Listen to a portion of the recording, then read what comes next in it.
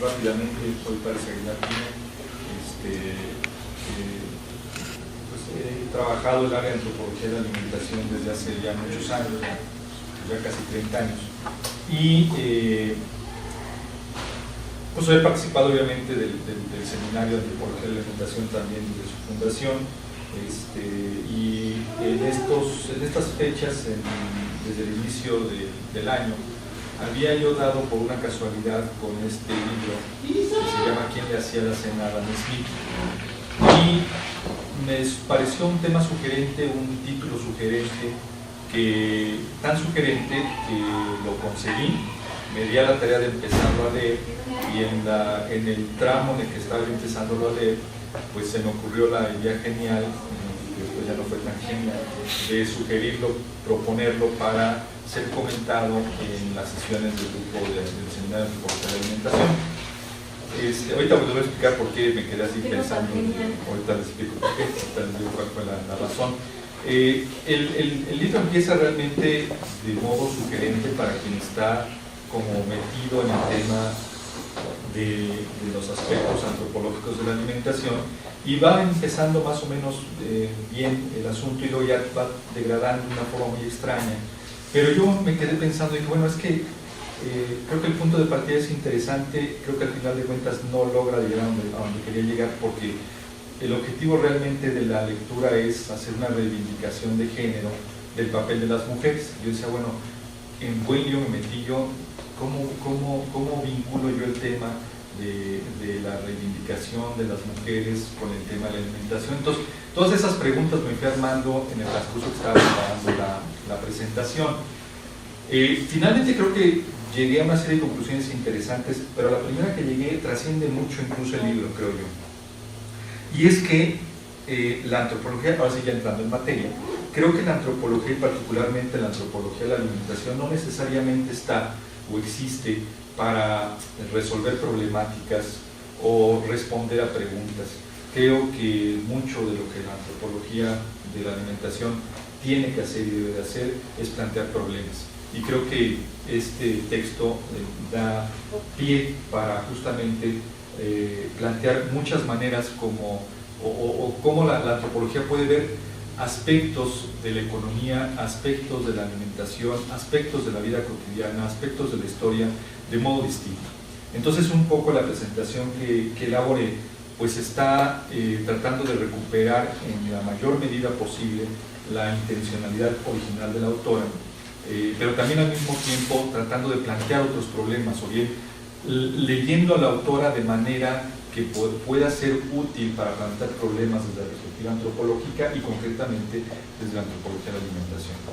Ahí la pertinencia, es decir, eso fue la respuesta. Finalmente entendí que, claro, la antropología, y lo he dicho muchas veces en muchísimos cursos que he dado, la antropología y la alimentación son fundamentalmente fenómenos económicos, estudian fundamentalmente fenómenos económicos. Entonces, claro que el tema de quién se ocupa de proveer de la alimentación a las personas, pues es un tema que tiene que ver con alimentación, con cultura, con historia, con vida cotidiana, y más o menos por ahí se va la exposición.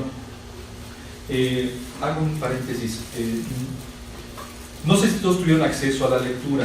Nosotros la distribuimos mediante la convocatoria que se hace por correo electrónico a través de un drive.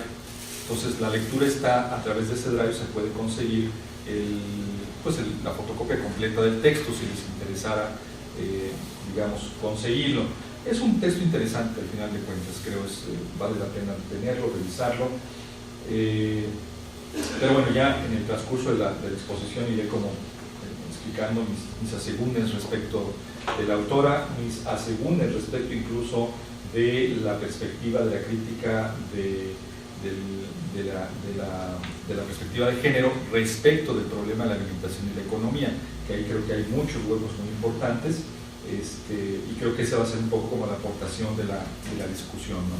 Entonces, si no hubieran podido conseguir el texto, pues los invitaría, en un momentito les consigo más bien les pediría que nos dejaran su correo para que les envíen a su vez el acceso al drive para que entren por ahí a conseguir la copia del texto. Bueno, entonces entrando en materia propiamente dicho. El texto se titula ¿Quién le hacía la cena a Adam Smith? Una historia de las mujeres y la economía, de Katrin Mahal, una periodista sueca que me dio a tener un poco de conseguir vía Wikipedia, por supuesto, los aspectos más generales y amplios de su biografía. Katrin Matilda Keilos es una periodista de un diario sueco, Aftonbladet, que es un medio de la CNN, donde principalmente se ha dedicado a escribir artículos sobre feminismo, política financiera sueca e internacional. Ella es graduada de la Universidad de Uppsala en Suecia, es escritora y periodista, y actualmente en Londres, y escribe para otros diarios también, el Dagens Arena. Ha sido escritora freelance en las páginas del periódico Expressen, y en 2013 el diario sueco Dagens Nyheter otorgó a Mahal el primer premio anual Lagercrantz para la crítica, y es parte como de la biografía. Es decir, hasta no es una escritora, digamos, improvisada, tiene bastante experiencia, parece ser, en el área de la cuestión económica, del análisis económico, seguramente también del análisis financiero, y entonces, bueno, pues tiene, digamos, en principio el currículum como para abordar el tema que va a tratar en el texto. El texto se llama ¿Quién le hacía la cena a Adam Smith? Una historia de las mujeres y la economía. La obra se divide fundamentalmente, desde mi punto de vista, en 4 grandes bloques conceptuales. El primero, que es el capítulo primero, donde plantea la pregunta inicial, trata de resolver el tema de quién era la madre de Adam Smith y qué papel jugaba en la subsistencia del propio Adam Smith, sobre todo haciendo énfasis en la importancia que tiene implícita la relación personal de vida cotidiana del personaje al que está haciendo alusión, que ustedes sabrán es uno de los grandes digamos, fundadores de la teoría económica contemporánea. A partir de la pregunta de pues cómo es posible que un tipo que se la pasa construyendo todo un esquema teórico que lo que va a tratar de explicar es cómo funciona el tema del trabajo, la economía, la ganancia, tal, insista en que el sentido fundamental de la economía está sustentado en el interés privado, sin pensar que el ámbito de lo colectivo y el ámbito de la cooperación, la comunalidad, son como las fuentes principales que propician la relación en la cual está inmersa el sujeto individual atomizado del que habla Adam Smith. Claro, es una premisa interesante, es una premisa, digamos, conceptualmente atractiva, no muy distinta en cierto sentido a todo el bosquejo de la crítica de la economía política desarrollado por Marx, pero solo plantea cosas, no solo plantea la problemática, y uno se queda, bueno, con la idea de que habrá que entender cuál era el papel de su madre en términos, o sea, por qué Adam Smith no logra en el desarrollo de la teoría económica que construye pensar estas cosas de la vida cotidiana, de la relación personal, que son fundamentales para la existencia de los individuos, y subraya en el esquema de la teoría económica contemporánea, subraya la importancia que tiene el interés individual y privado sobre cualquier otra forma de expresión de la socialidad. Claro, el problema está planteado ahí, es el capítulo 1, es la pregunta inicial con la que intenta abrir esto, y justamente la pregunta que percute toda la discusión es el asunto de cuál era el sentimiento de la madre respecto de Adam Smith cuando iba y le llevaba la cena, ¿no? Ahí se queda ese nivel. Bueno, interesante en principio, suena a ver si hay más cosas sobre eso. Ya el texto jamás vuelve a abordar el tema, jamás vuelve a abordar la problemática. Al final resuelve con una biografía de Margaret Smith, que es la madre de Adam Smith, y se queda ahí el asunto, se va por otro lado.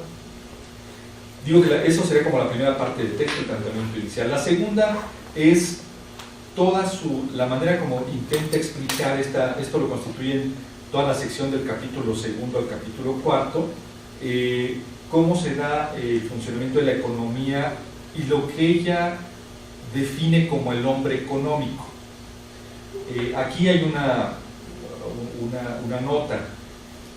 ella cuando habla del hombre económico, habla del hombre masculino. Para ella el hombre es el homus economicus, definido justamente por toda la teoría de la economía política, no en términos genéricos, sino en términos generales, es decir, el homus economicus no es hombre o mujer, sino son todos los sujetos humanos que comparten la forma de la economía moderna y que forman parte de esta articulación compleja, de esta maquinaria compleja que es la sociedad económica contemporánea. Pero para ella, hombre económico hay que entenderlo en términos genéricos. Tiene razón y no tiene razón. Ahorita voy a explicar por qué. Nada más lo planteo al principio, ¿no? O sea, es cierto que hay una fuerte influencia de lo masculino sobre la estructura económica y el modelo económico de la modernidad, pero no es cierto que se limite solamente a algo que está construido desde la mentalidad morbosa, oscura y primitiva del hombre salvaje masculino, ¿no? Eso lo voy a discutir más adelante, nomás lo planteo de inicio. Pero el capítulo segundo al cuarto pues, es toda su digresión sobre cómo ella entiende el funcionamiento de la economía moderna, sobre todo pensando en términos de las grandes crisis económicas que ha habido a partir de los 80s hacia acá, que claro, explican una parte de la mundialización y la globalización y el llamado neoliberalismo, pero no explican de ninguna manera, esto lo digo yo, no explican de ninguna manera la lógica fundamental en la que está sustentada la economía contemporánea, la economía capitalista, en la cual efectivamente hay un hombre económico, pero digo yo, no es de género, sino se refiere a las personas en general, y ahorita voy a explicar con detalle por qué. Pero ella define que el objetivo de toda esta discusión, de toda esta problemática, es entender cuál es el papel como sujeto concreto del hombre en esta huella que ha dejado y que ha implantado en la estructura social, política y económica del mundo moderno. Bueno, queda ahí, capítulo 2 al 4, esta explicación de Katrin sobre el tema del papel del hombre económico y el funcionamiento de la economía. La tercera parte del texto está constituido por el capítulo 5, que es cómo la mujer comienza a integrarse a la lógica del hombre económico, otra vez teniendo como perspectiva la idea de que el hombre económico se refiere al hombre masculino. Y entonces dice, parece que las luchas de las mujeres quedan limitadas por el hecho de que queda preso de la mentalidad masculina, se integra a la socialización y a la economía, y eso genera, lo único que genera es la tranquilidad, entre comillas, de que la mujer alcanza una cierta forma de valorización cuando comienza a hacer lo mismo que hace el hombre. Por eso el capítulo 5 se titula algo así como metemos a la mujer en la onda y agitamos, ¿no? Dice, en el que añadimos a las mujeres a la mezcla y agitamos.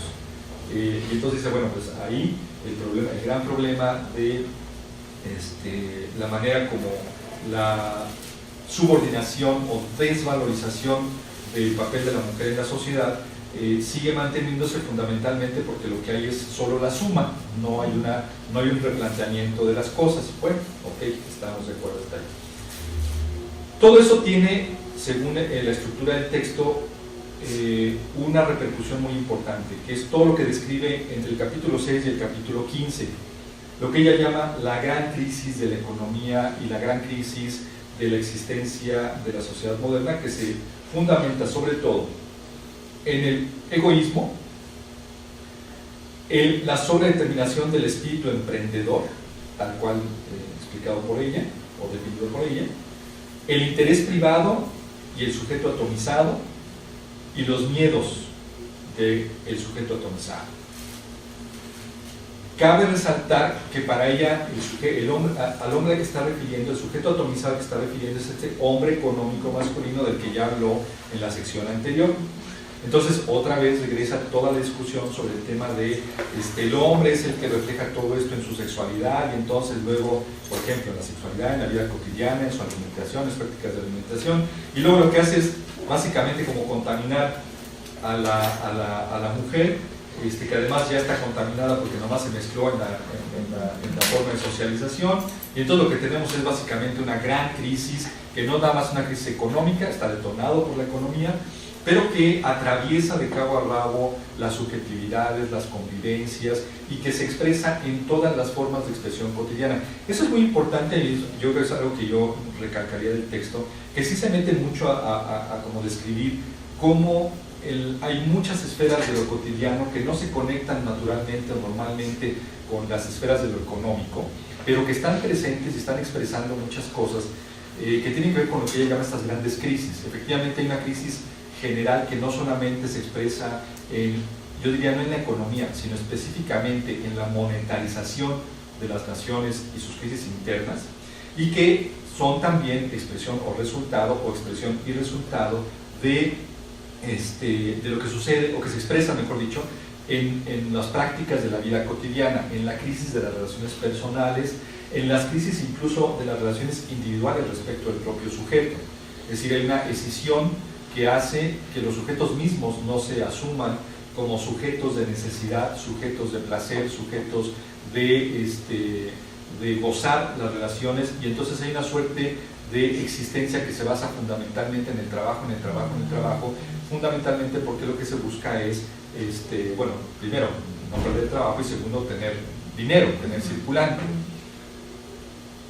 Digo, sí, claro, o sea, sí pasa así, pero mi alegato, y es lo que voy a tratar de explicar también enseguida, es que no es un problema estrictamente individual, o sea, no es una cosa que los individuos de todas maneras tengan en sus manos resolver, porque los individuos también responden a un modelo y una estructura y una condición histórico-social que tiene límites, de los cuales Catherine no expone cuáles son, o al menos pareciera que la única manera de transgredir los límites es recuperar las perspectivas de género en la reivindicación de los valores fundamentalmente femeninos, porque dice ella, la mujer es la que no ha podido o no ha tenido la desgracia, por decirlo de alguna manera, esas son palabras mías, de, digamos, reproducir el esquema de la crisis del hombre económico que está constantemente sufriendo, dañado y dañando a los otros, porque su relación con el mundo se reduce a la relación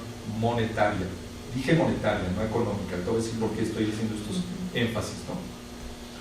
Entonces, bueno, ahí en parte, bueno, comparto la preocupación de la autora, comparto la manera como describe estas crisis en términos individuales y de relaciones interpersonales e intersubjetivas, pero digo, tampoco es que necesariamente eso sea transgredible solo con la voluntad, o sea, no es ni siquiera un problema de postura política, es un problema de condición histórico general en la cual la tenemos tan interiorizada y tan encarnizada, o encarnada, mejor dicho, que eventualmente ni siquiera nos presenta como un problema. En fin, todavía estoy planteando las cosas, no he entrado a discusión, igual si quieren comentar algo en el transcurso, con toda confianza, por favor, me detienen.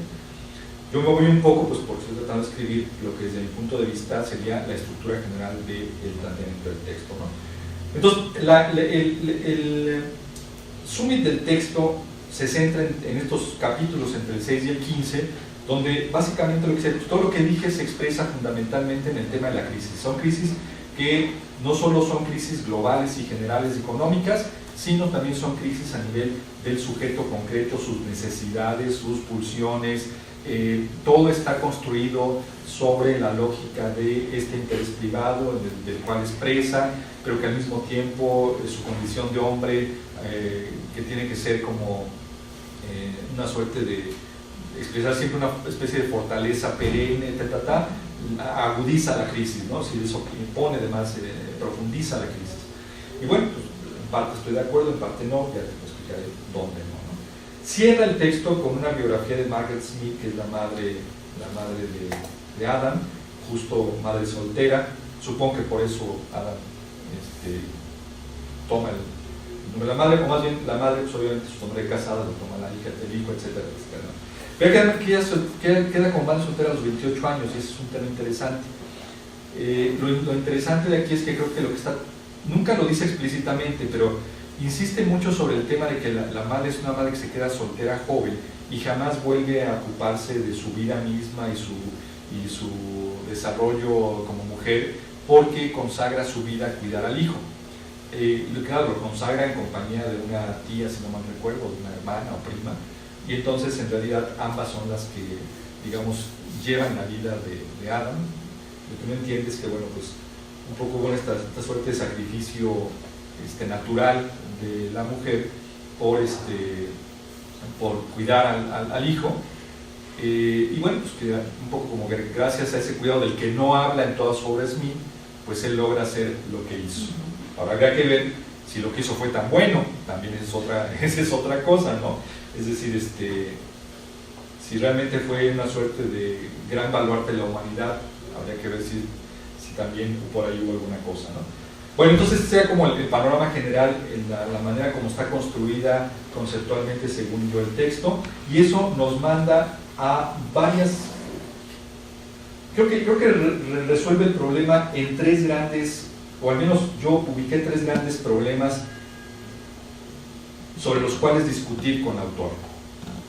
El primero es el tema del desvanecimiento en el trabajo de Adam Smith, en la teoría de Smith, el desvanecimiento del trabajo y la relación doméstica sustentado por la madre. Y en realidad lo de menos es eso, porque lo que está en discusión es si en la construcción teórica y conceptual de Smith, lo que existe en realidad es la escisión de facto de las esferas de la vida privada respecto de la vida pública. Ahorita voy a entrar en detalle con esto. Paso al siguiente problema que identifico en la lectura. El tema de la masculinización de la sociedad y las relaciones económicas, políticas y familiares, que también incide directamente en la manera como se establecen o se han establecido en la sociedad moderna las relaciones de la gestión de lo social a través de lo político y las relaciones de la gestión de lo individual a través de lo familiar, sobre la base de la decisión planteada al principio entre vida privada y vida pública, ¿no? Público-privado como dos momentos distintos y radicalmente opuestos de la vida social en el mundo moderno. Y el tercer problema sería, según mi punto de vista, la revalorización de la actividad de la mujer en el contexto de la subordinación del trabajo y la vida cotidiana al capital. Es, yo diría, realmente el gran problema que creo que sin mencionarlo lo está tratando de exponer la autora. Pero aquí hay límites muy graves y conceptuales muy graves, según yo, y que en realidad creo que expresan los grandes límites de confrontar a la sociedad capitalista en los términos en que lo estamos haciendo en términos generales, ¿no? Hoy te explico este asunto. Donde también juega un papel importante, por supuesto, el tema de las prácticas de alimentación, porque está involucrado en todo lo que significa el tema de la vida cotidiana, de las relaciones de la vida cotidiana y las relaciones de la vida, lo que se conoce como vida privada, ¿no? Entonces, retomando la primera problemática, que es el desvanecimiento del trabajo y la relación doméstica, que se centra fundamentalmente en la escisión entre el concepto de vida privada versus vida pública.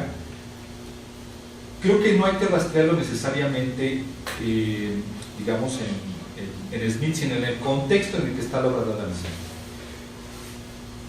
Adam Smith, si bien le toca vivir el siglo XVIII, los albores del siglo XVIII y todo el desarrollo del pensamiento económico burgués, es en realidad un excelente alumno de otro gran economista de finales del siglo XVII y principios del XX, que era Francis Hutchinson, que hizo un gran estudio sobre la filosofía moral, que se llamó Breve Introducción a la Filosofía Moral, y del ver el primer apartado, el primer libro de ese Breve Introducción a la Filosofía Moral se llama Los Principios de Economía. Hutchinson es realmente conocido por ser el primer autor, digamos, de la Europa industrial o preindustrial, que comienza a construir las bases teóricas de la economía moderna.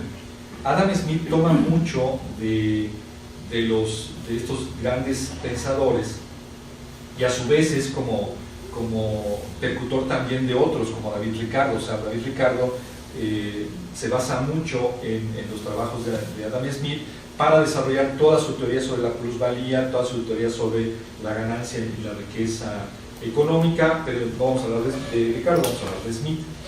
Smith construye un texto que es como clásico en la teoría económica moderna, y yo diría en la filosofía y en la economía moderna también, que es un ensayo acerca del origen de la riqueza de las naciones, que data en 1776, y que constituye, pues ya propiamente dicho, el fundamento más acabado, más especializado de economía política. Es más, es el fundador de la economía política, no es el fundador de la economía como tal, es el fundador de la economía política. Y la economía política es economía y es política, porque lo que está hablando Adam Smith es de dos cosas: de la gestión social de la riqueza y de la producción de la riqueza, que no es nada más hablar, que abarca algo más que solamente la dimensión económica. Para Adam Smith, el problema de la riqueza de las naciones no se centra solamente en dónde se basa, en qué se basa la producción de las naciones, sino cómo se gestiona la producción de las naciones. Por eso es economía política. Y por eso es el gran pensador de la economía política. Ahora, no la inventa, esa es otra cosa, pero sí ordena, digamos, construye una estructura teórica para entender cómo funciona el tema de las riquezas de las naciones y la gestión de las riquezas. Por lo tanto, esa reflexión sobre la idea del mercado moderno, qué rige o qué debería de regir las normas del mercado moderno.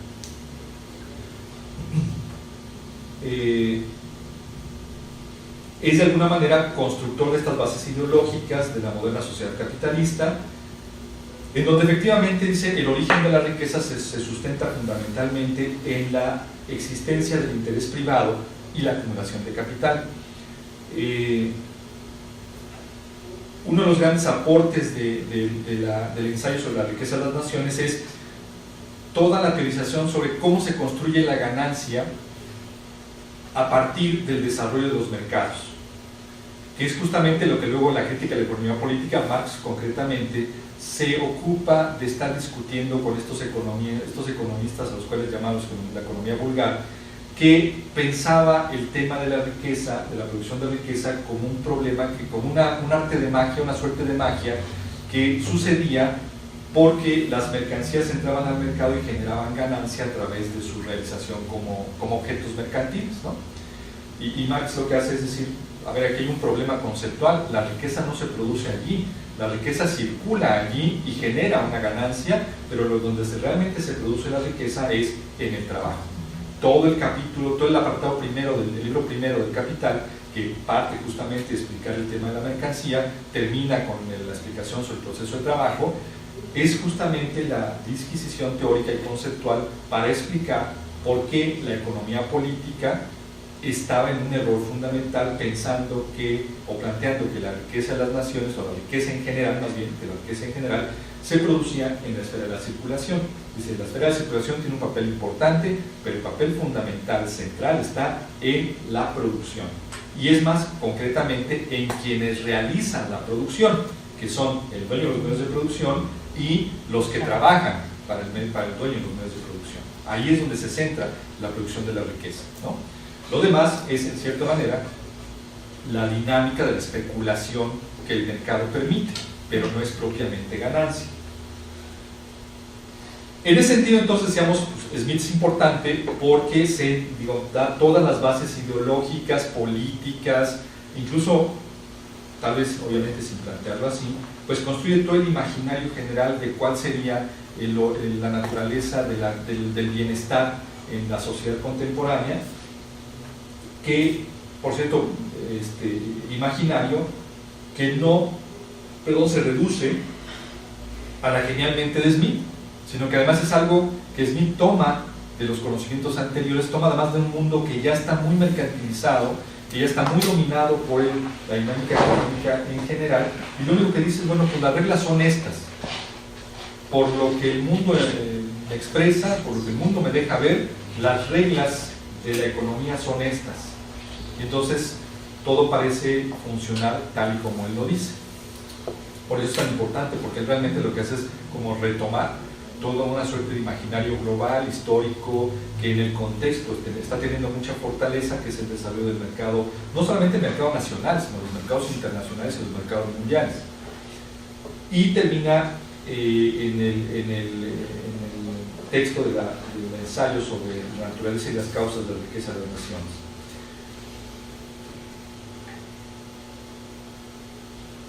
Una de las cosas que es importante subrayar aquí es que el mundo del mercado y los negocios en realidad solo están vinculados con el tema del mundo de la vida privada en la medida en que le son funcionales o es reflejo uno del otro. O sea, Smith sí tiene una reflexión sobre el tema de las relaciones personales, la cuestión moral, es un filósofo, o sea, fundamentalmente Adam Smith es un filósofo y es formado por filósofos, entonces claro que hay una digresión importante sobre el tema del papel que estos elementos tienen en la vida social, pero solo en la medida en que son reflejo el uno del otro.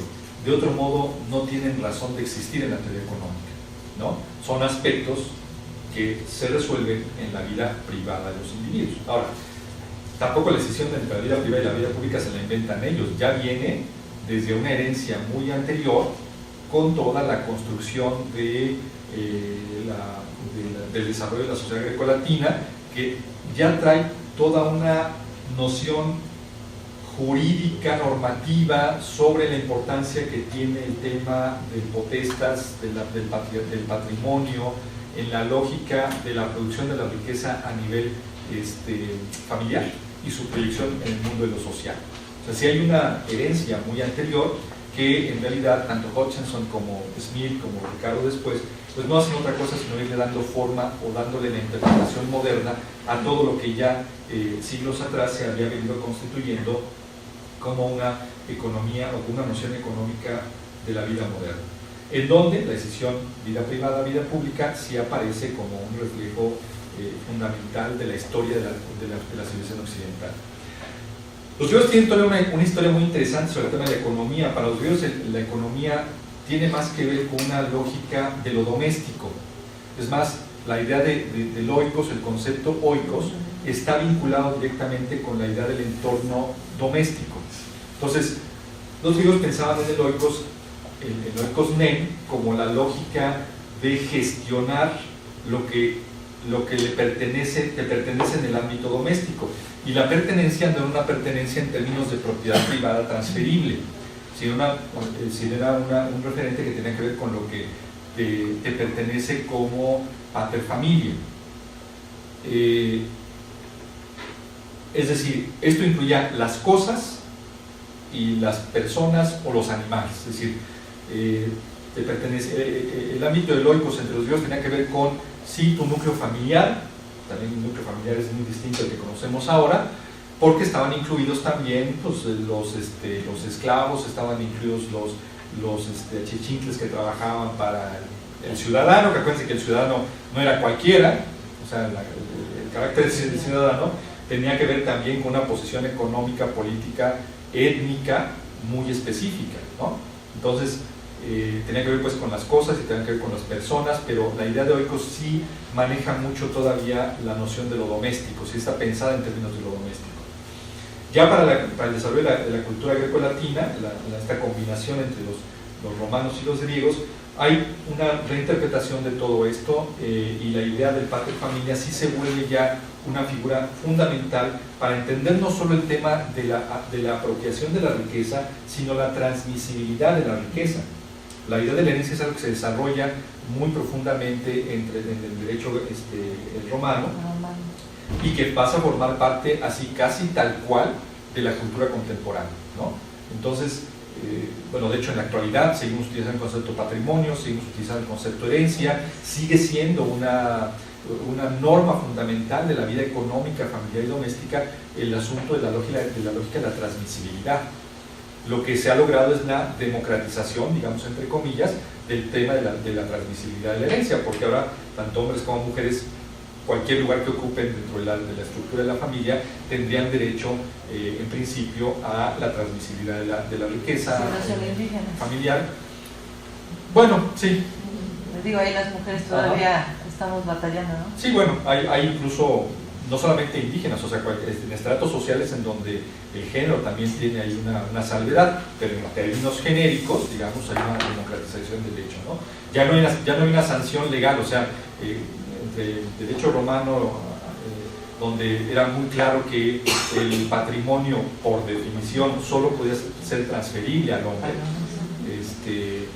pues eso ya no existe, ¿no? Entonces, pero bueno, entonces a eso me refiero cuando digo que Smith no está realmente descubriendo nada, sino le están dando forma a una configuración que está adquiriendo un mercado mundial y una nación, y un concepto de la nación de lo moderno que sí ya es muy distinto a sus orígenes, ¿no? Y eso está tocando siempre todos los ámbitos de la vida cotidiana.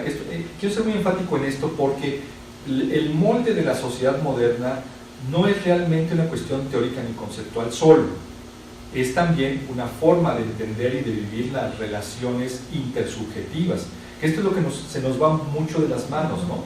Si el problema de Smith no es tanto que haya sido como el gran fundador de la teoría económica política moderna, sino que en todo caso lo único que hizo fue decir, estas van a ser las reglas del juego, que además ya todos jugamos, ¿no? Y todos lo entendemos así. Creo que ahí está la importancia de Smith, y por eso es importante también ver cómo se piensa Smith en el siglo XXI, ¿no? Cómo se piensa Smith incluso en función de cosas que aparentemente no tienen nada que ver, como quién te llevaba la cena, cómo resolvías el tema de tu alimentación. Claro que es pertinente la pregunta, claro que es pertinente el tema. Creo que el camino está un poco raro, pero sí, de que es pertinente, toca muchas cosas, va tocando paralelamente muchas cosas de las cuales no se discuten ni se ponen sobre la mesa normalmente. Hablamos de teoría económica y estamos pensando, ya ni siquiera en principios filosóficos como los de Smith. Hoy hablamos de teoría económica y estamos pensando en finanzas, porque la lógica económica del mundo moderno es la economía financiera, la econometría, la economía de la medida, del crecimiento de la riqueza y la ganancia del mercado, pero ya ni siquiera nos planteamos el problema de la producción. Ya parece que el tema de la producción es un problema de capricho del presidente Trump, que dice, yo ya no quiero que produzcan acá, que produzcan allá, sino que produzcan acá. Pues es que el tema de la producción es fundamental, porque donde se produzca es donde hay riqueza, y esto lo saben, pero no lo quieren decir que lo saben los grandes financieros y economistas del mundo moderno, porque está tan dominado por la lógica del mercado, la dinámica misma del mercado, que entonces parece que realmente el problema es, como decía Adam Smith, la riqueza se da en el ámbito de la especulación del mercado, ¿no? Entonces sí, pues claro que es pertinente. Él era Smith, y por eso creo que es como importante entender, además es importante entender por qué se desvanece en Smith la idea de la relación de lo privado versus lo público, porque lo público realmente es donde el mercado tiene su realización, digamos, efectiva. En el ámbito privado, en las relaciones intersubjetivas, pues podemos decir lo que quieran, nos queremos mucho y nos abrazamos, pero si eso no tiene una expresión en la vida pública como realización en el mercado, no tiene sentido para el mercado, no tiene sentido para la producción de riqueza, por lo tanto, se desvaloriza. ¿Sí? Claro, hay una confusión muy grande entre el valor económico y el valor moral. Discusión que también voy a abordar más adelantito, la dejo aquí nada más subrayada. No es lo mismo valorar moralmente a los sujetos que valorizar económicamente a los sujetos, solo que incluso esa división tampoco la tenemos clara, ¿no? Parece que es idéntico el valor moral respecto del valor económico, y creo que es uno de los grandes problemas de Catherine, es decir, confunde la idea de la valorización moral con la valorización económica, ¿no? Paso entonces al siguiente problema, que es el tema de la masculinización de la sociedad y las relaciones económicas, políticas y familiares. La división sexual de la actividad económica no se le inventa a la teoría económica, es decir, Smith no es el culpable de que las mujeres estén en su casa y los hombres estén en el trabajo produciendo o vendiendo. En realidad ya hay muchísimos antecedentes del mercado medieval, incluso aquí Power Cover, que vino a dar una conferencia muy interesante sobre el tema de los mercados medievales, lo comentamos mucho en su intervención. Ya hay antecedentes, digamos, documentados de cómo el mercado medieval, que es como la primera gran forma de mercado mundial que existe en Occidente, ya tiene una fuerte masculinización, incluso que la invención del propio mercado medieval es una invención masculina. Y un poco tiene que ver con un hecho fundamental.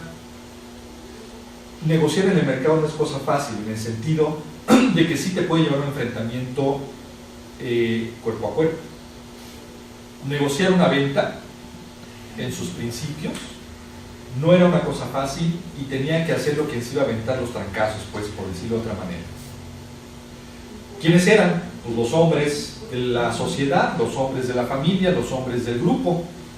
Entonces, decisión no es algo que los hombres hayan dicho, tú te vas a quedar porque te quiero encerrada, sino porque a la hora de los catorrazos afuera, pues no me va a servir mucho tu apoyo por muchas porras que me eches, porque el otro cuate al que le estoy vendiendo, intentando vender, o le estoy intentando hacer un fraude, se va a venir a golpes contra mí. Entonces, esa masculinización no es una cuestión evolutiva, es una cuestión que tiene que ver con cómo se dan las condiciones de la negociación, porque además no es necesariamente el origen del mercado, no es una cuestión que tenga que ver con yo intercambio dinero, ¿no? Y nuestra relación civilizada solo se da a través del dinero. Es más, incluso hoy, si quieres ni ves al otro, le transfieres por vía electrónica, ya ni la cara le ves. Pero yo creo, París, que de todas formas, actualmente el asunto de género en una transacción está presente, sí, no sí, es cualquier claro, cosa, y cuando, es una señora, así como se sorprende, ¿no? Sí, y si es varón el que te va a vender, y le dices, pero ¿y su marido? No, yo voy a comprar. Claro. No, pero yo voy a comprar. Para que veas que las raíces de toda esta relación que tú ves, pero vas a verla, ya la ves muy atenuada, y de todos modos se ve la diferencia, ¿no? Pero las raíces de esta relación pues se basan en que la relación del mercado en esencia es una relación violenta, ¿no? Yo no sé si a ustedes les pasa. Qué bonito lo estás diciendo, sí. No, sí. Punto. Bueno, es que a mí me pasa, perdón, es que a lo mejor yo soy muy femenino, perdón lo que decir, pero a mí me da mucho miedo negociar algo. ¿Por qué? Porque yo sé que es un enfrentamiento personal con el otro, entonces te tienes que apechugar. Y cuando he vendido mis coches, entonces yo estoy así, nada más verle la cara al otro, digo, puta, no, yo ya perdí. Digo, yo nunca me he sabido vender para acabar pronto, ¿no? Entonces, lo digo en el... Por eso no anda por acá. Me mueve la academia, ¿no? No, en el sentido más amplio de la palabra, no me sé vender, porque yo sí percibo todavía que esa relación es una relación violenta. Primero es, bueno, es decir, me dan muchas bolas yo, ¿verdad? Pero digo, ¿por qué tengo que verle la cara a un tipo que ni conozco ni quiero conocer, pero que le tengo que vender una cosa que me urge deshacerme de ella? Les voy a contar una historia. Acabo de vender un artículo por Mercado Libre y me sentí el hombre más libre del mundo, porque nunca le vi la cara a la persona, absolutamente anónimo, hasta nos mandamos abrazos y todo con el comprador. Pues para mí es la mejor manera de vender algo, si no te veo la cara mucho mejor. Pero bueno, estos son mecanismos muy sofisticados que tenemos en la actualidad, pero que en el origen del mercado no existían, y entonces la relación tenía que ser violenta. Pues ¿cómo no va a ser violenta si lo que se está jugando es el patrimonio? ¿No? Entonces tienes que defender el patrimonio, y aunque hay una estructura legal que te defiende, de todas maneras está el latrocinio, está el agiotismo, están los fraudes, de todos modos es violento. Entonces, obviamente, la decisión no se la inventan los hombres ni se la inventa Adam Smith. Es una condición material objetiva de la relación del mercado, ¿no? Otra vez. En cierta forma me parece que es como, no es nada más como de violencia, sino además como de a ver quién es más sabio. Sí, claro, habilidades de todo tipo. ¿Quién es más hábil para convencer? Claro, sí. Porque me gustó la parte del libro donde menciona, ¿no? Que pues qué bonita es la economía, porque así ya no entras a trancazos, sino, bueno, pues este es el valor que dice la economía, y entonces ya te respalda toda la economía y toda una teoría. Que lo que ha hecho es generar esto vale esto porque eso es la economía. Claro, porque es abstracto, es un valor abstracto. Entonces, la economía dice que eso vale, ya no soy yo. Ya eliminas no soy la contradicción de la relación violenta del principio. Ajá, pero eliminas todo. ¿No? Digamos que la economía hace las transacciones civilizadas. Suaviza, ¿no? Hace civilizadas las transacciones, ¿no? Claro. En vez de agarrarse a catorrazos. O, digo, yo recuerdo mucho, así como lo pones en los hombres son los que salen a vender, me acuerdo mucho de la escena de esta película de Tissot, donde salen a vender con otros que no hablaban el mismo idioma y salen a vender con chiflitos, ¿no? Entonces, esa era su parte civilizada de la economía, su lenguaje era a chiflidos, ¿no? Claro. Entre más abstracto, creo que el gran descubrimiento de la economía política es que entre más abstracto es la relación, fluye mucho mejor el tema de la definición de la ganancia, ¿no? Y lo que está jugando en el mercado. Al final de cuentas, para el liberalismo y la teoría económica, en realidad, le es absolutamente indistinto quién es el personaje. O sea, le tiene sin cuidado si es mujer u hombre. O sea, para la teoría económica, lo importante es que el mercado fluya, que la mercancía fluya. Eso explica, y adelanto un poco la discusión, eso explicaría la supuesta exitosa integración de la mujer a la lógica del mercado en el mundo moderno, como fuerza de trabajo, como especulador o especuladora, porque creo que lo que se ha resuelto, creo que las grandes luchas de género, de cierto modo lo que han resuelto es la suavización, perdón por el barbarismo, de esa relación en donde antes no entraba, pero que ahora es perfectamente útil, necesario y funcional que entre, ¿no? Incluso políticamente hablando. Incluso políticamente hablando, por supuesto, claro. Es ahora necesaria la participación de ella. Yo viéndolo así como muy fríamente diría, bueno, pues ya los hombres ya dimos lo que tenemos que dar en términos de echar a andar la riqueza y el mercado. Pues que vengan las mujeres, porque necesitamos que esto crezca. Y la cosa es que crece, eso efectivamente ha crecido, y ha crecido en términos cuantitativos, se puede medir a lo largo del tiempo, y también se puede hacer una correlación entre el incremento del mercado y el incremento de la integración de la mujer al mercado mundial, tanto como fuerza de trabajo bruta, como negociadoras, como políticas, como diplomacia, ¿no? Esto ha dado un impulso muy importante a la mujer. Y entonces en esto pensamos cuando pensamos en el mundo moderno, en la valorización del trabajo de la mujer. Adelanto un poco vísperas y digo, híjole, valiente valorización, más bien creo que entramos en la misma dinámica y ahí coincido con Martín, ¿no? O sea, más bien estamos en la misma lógica de subsunción en la que el hombre terminó de estar, que se sintió además muy cómodo, que nunca entendió, por más que Marx les decía, la revolución está en la clase obrera, y nunca la clase obrera entendimos de qué se trataba el asunto, y más bien como que profundizamos la comodidad que implicaba la idea de bienestar, que también es una lógica que acompaña mucho a la idea del liberalismo, no al del siglo XX, sino al del siglo XVIII y siglo XIX, ¿no? Etcétera, etcétera, porque además es el momento en donde la idea de bienestar adquiere un sentido concreto y real. El desarrollo de los mercados después del Renacimiento en la Europa mediterránea trae sin duda un desarrollo en el ideal de las personas del asunto del tema de las necesidades y los satisfactores, que por supuesto percuten muchísimos aspectos de valorización y autovalorización de las personas en función de lo que puede necesitar y lo que puede conseguir a través del mercado. Entonces la idea de bienestar no es ninguna ficción, la idea de bienestar es una realidad que es muy moderna para el desarrollo de la especie humana, y muy concreta en el desarrollo de la sociedad moderna, del proyecto de civilización europeo de modernidad, ¿no? Es decir, es rastreable, afortunadamente es muy rastreable y muy documentable en términos de la historia global. De hecho, gran parte, y lo digo aquí en el texto, gran parte de las fuentes que son parte importante del discurso de la crítica de la economía política vienen de fuentes oficiales, reportes de sanidad y reportes de periódicos, que Marx utiliza mucho para ilustrar cómo el liberalismo del siglo XVIII y XIX les importa un bledo si eres hombre o mujer. O sea, las grandes luchas del siglo XIX, encabezadas por los partidos comunistas y el socialismo, ¿cómo se llama este socialismo? El de Comte, ¿cómo le llamaban?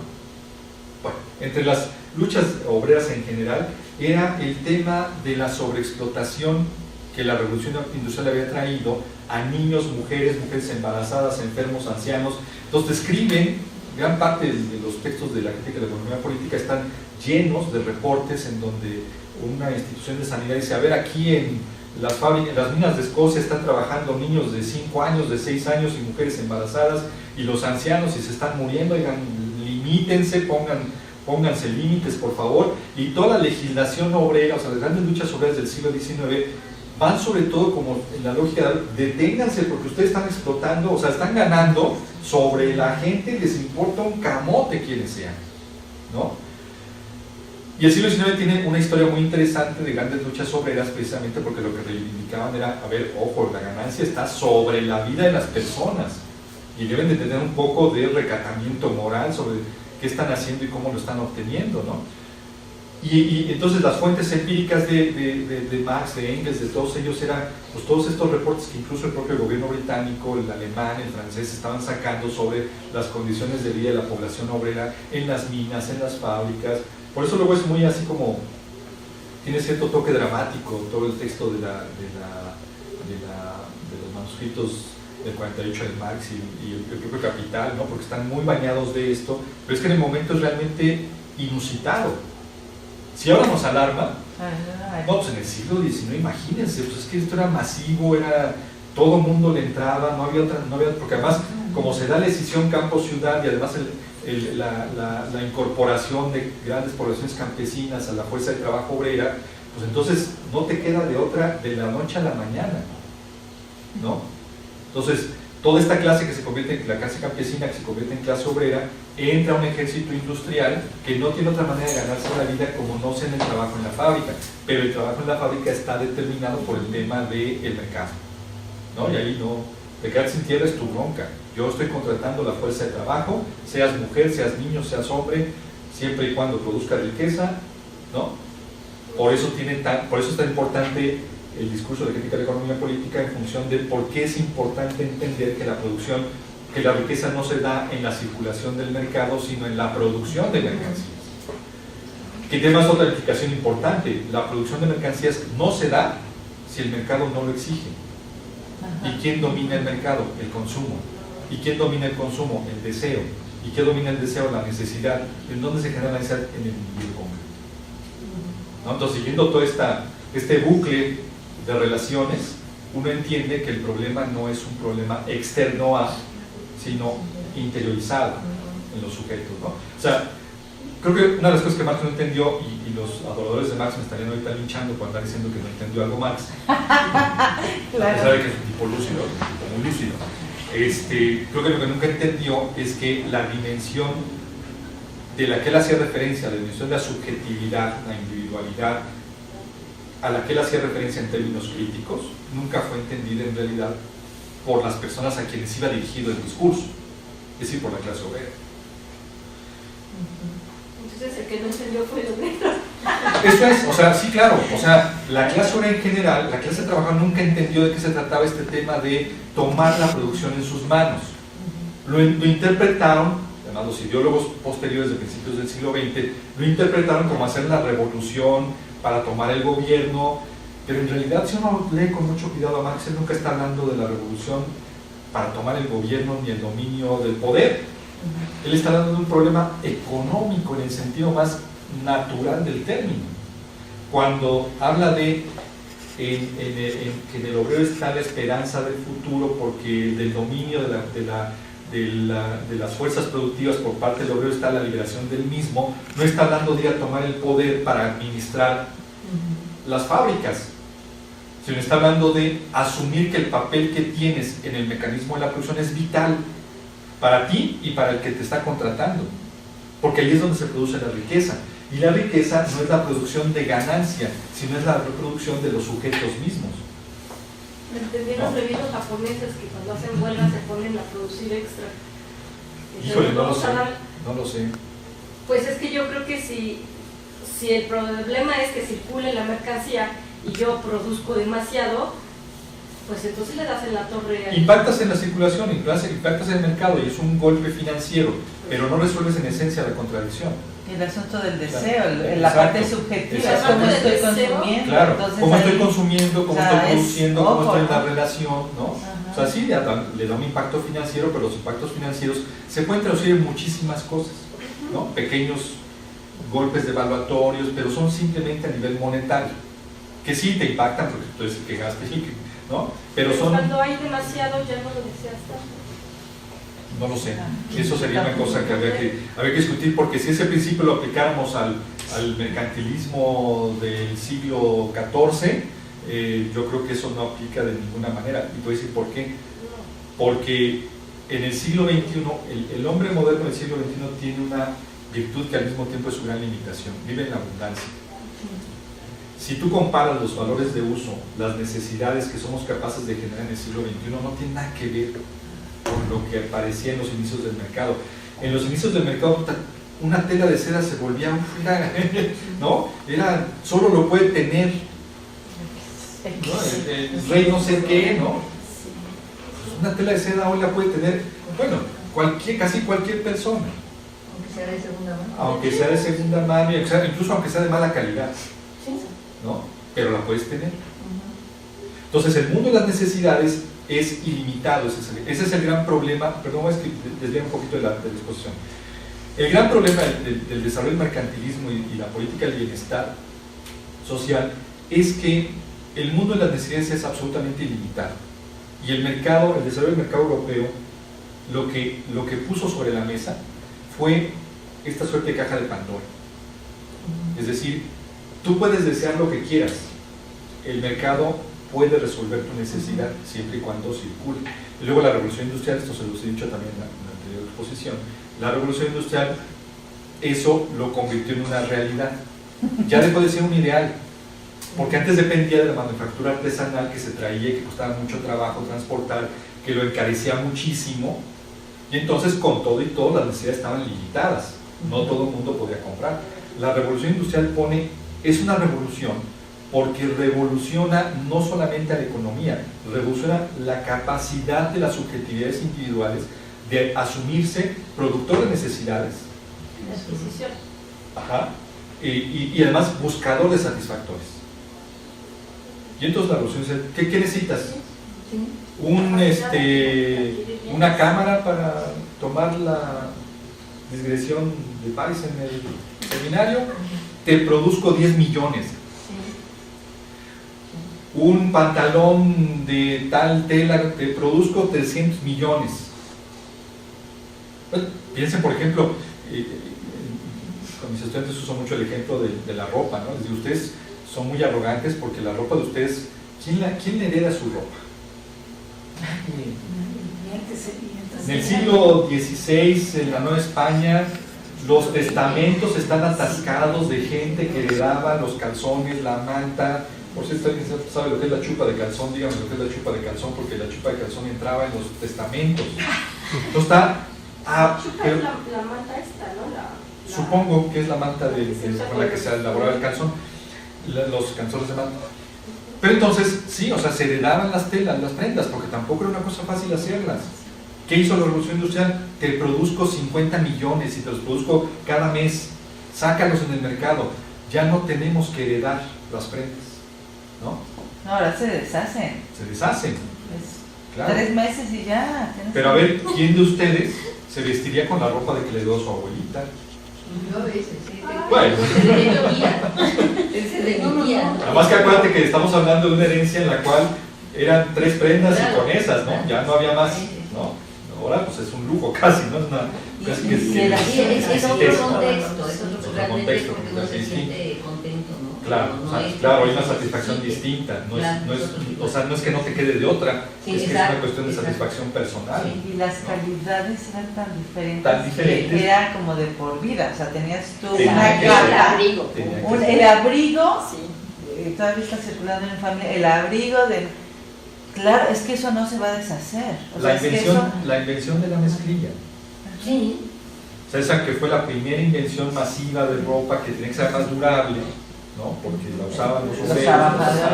Mi abuelo decía que te la venden rota, ¿no? Que tenían que importar los pantalones de mezclilla de Estados Unidos, claro, que valían 2 pesos, y decía mi abuelo, esto me costaron 2 pesos. Decías, ok, 2 pesos, pero era como, porque era de la buena, de la gringa, claro. O sea, no, porque era la calidad. Pero además no tenía un buen contexto usar mezclilla. En mi familia usar mezclilla, todavía estando yo chica, era, o sea, no, ¿cómo te presentas con tus abuelos en mezclilla? Es un insulto. Claro. Ir de mezclilla era un insulto en mi familia. Y para nosotros eran mis Levi's, no, pero mi papá hasta los 60 años no tuvo los jeans, porque era un insulto, el insulto de obreros. Claro. Y mi mamá cuando de chiquita le ponían jeans, pues era para ella una portada, ¿no? Las niñas iban de falda, no de jeans. Bueno, regresando al punto de partida que nos llevó a esta digresión, a eso me refiero cuando digo el mercado es una cuestión que tiene que ver con el tema de las necesidades ilimitadas, que además la humanidad nunca lo había vivido así. O sea, nunca habíamos vivido en esta posibilidad realmente de tener una explosión del imaginario individual y colectivo, de invéntate una necesidad la que se te ocurra. Entonces traemos teléfonos celulares que son una computadora más potente que la computadora más potente que hubieras tenido hace 20 años. Volvió mi computadora actual. Volvió, ¿no? Trabaja la super de la moda. Claro. Y entonces estas son cosas que obviamente van marcando incluso el tema de cómo se dan las relaciones interpersonales. Y ustedes dirán, bueno, ¿qué tiene que ver con la alimentación? Bueno, pues tiene que ver mucho, porque eso también impacta en el tema de la modificación sustancial de una necesidad central, fundamental y universal, que es la alimentación. O sea, va a marcar no solamente lo que comes, lo que consigues, sino las relaciones como se dan.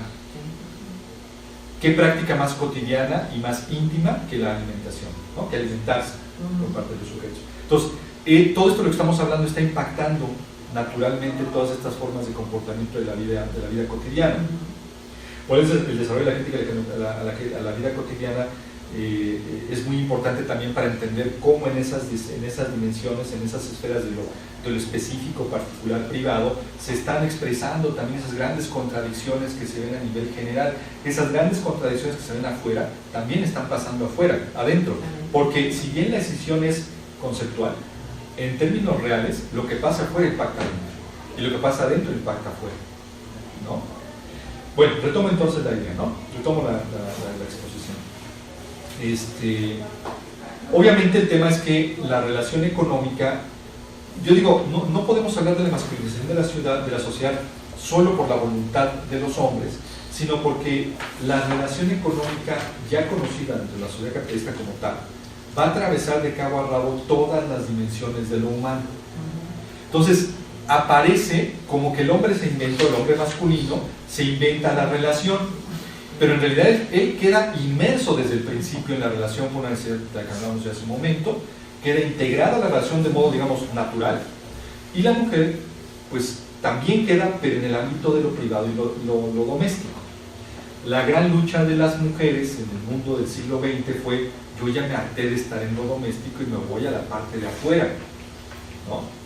Nada más que ahí sí digo yo, afuera no estaba mejor que adentro. No. Pero hay quienes dicen que ese es un discurso misógino. No. Yo digo que no.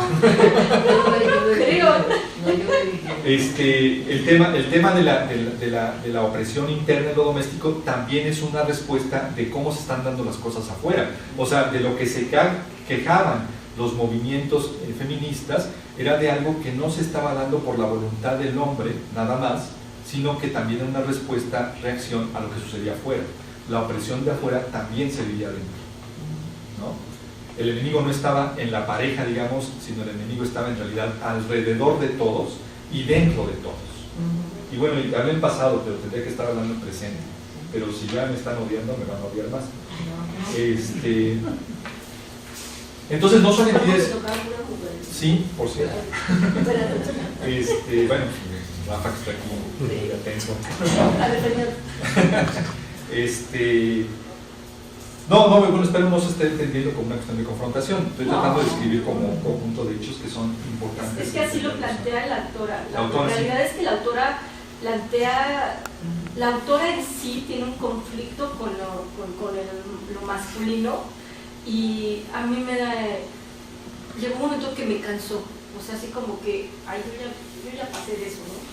Yo ya pasé de ese conflicto con feminista y lo masculino y en contra de lo masculino, y el asunto es que es un libro muy actual, es un libro escrito después del 2008. Claro. Entonces es lo que me pareció muy cansado, porque si fuera de hace 30 años, ok, te entiendo, pero me cansó un poco el discurso de esta mujer. Mira, qué bueno que lo comentas, porque incluso... rollo tan... Sí, creo algo con lo que no me quise meter mucho, porque tampoco conozco realmente tanto sobre el tema de las perspectivas de género, no me quise meter con ello mucho, pero me daba la impresión un poco como a ti, ¿no? Entonces, bueno, pues como es el siglo XXI, las luchadoras activistas del tema de género, sé y puedo reconocer que hay muchas posturas y distintas variables y grados, pero de pronto estas posturas tienen mucho éxito. Yo revisaba en una cosa así como de ver si era yo o eran los otros o era el autor, revisaba como reseñas del libro y comentarios sobre el libro, y salvo una que vi por ahí perdida en internet, todas las demás coincidían en que era un extraordinario libro que denunciaba, como siempre, ¿no? Como la importancia que tiene revalorizar el papel de la mujer en la lógica de la vida social, Yo decía, bueno, pero es que no, o sea, creo que carece de un principio importante crítico, que es que no es un problema de lo que está hablando. Si bien hay una dimensión en donde el género tiene algo que ver, el problema sustancial no se da en la relación del género, sino en la condición fundamental en la que nace la sociedad en la cual vivimos, ¿no? Y a eso pocas veces volteamos a ver, porque es muy complejo, porque realmente es muy complejo. No se crean, a mí me cuesta mucho trabajo tratar de explicarlo. Porque... Si me permites nada más como hacer mi observación al respecto, digo, ya para terminar que hablé antes, me parece que la autora hace, dentro de su crítica a lo masculino, en realidad es una crítica al pensamiento lineal y al pensamiento o al mundo escindido. Al mundo escindido entre razón y sentimiento, y entonces ella da por hecho que razón es solamente masculino. Exacto. Y como si todos los hombres en la actualidad todavía siguieran en ese papel, entre individual y colectivo, egoísmo, altruismo, fuerte, frágil, cuerpo, mente, pero ella está muy clavada en los papeles como originales, está muy polarizada. Ella está como, ella dentro de sí está muy polarizada, pues todo lo que está criticando lo está criticando desde esa polarización, como si Adam Smith nunca hubiese tocado lo otro, claro, como si tal otro autor, y entonces mete por ahí a Newman y dice, Newman por fin hizo algo diferente del pensamiento lineal. No menciona esto como tal, pero sí es como una crítica al pensamiento lineal y a la escisión del mundo en estas polarizaciones. Claro. Entonces, como que desde ahí yo la leía como que el problema iba más allá de lo que ella estaba diciendo. Sí. Y creo que muchos de los que estamos aquí ya estamos como que más allá de eso, y ya vemos pues muchas conexiones en el mundo relacionadas con la economía y la alimentación. Comentaba, hablábamos del tema de la moral y la ética, ¿no? Es decir, cómo la idea de la valorización moral en términos de la ética social, la ética de las relaciones humanas, el deber ser, propiamente dicho, marca mucho el tema de lo que existe en términos de la vida privada, ¿no? del mundo de lo doméstico.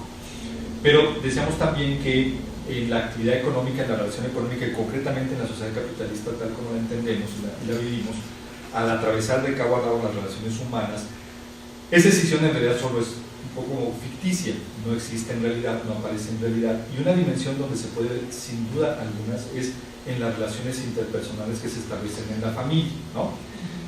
Yo había comentado en la oportunidad que tuve también de hablar sobre el tema de la comensalidad, cómo en las prácticas de la alimentación hay una servidumbre inmanente a la propia actividad de la comensalidad que aparece más como una virtud que como un problema, ¿no? Yo decía, es que la manera como nos relacionamos con la idea de la madre, la esposa, la hija y los hombres en términos de esta suerte de los afectos se demuestran apachando el estómago, etc.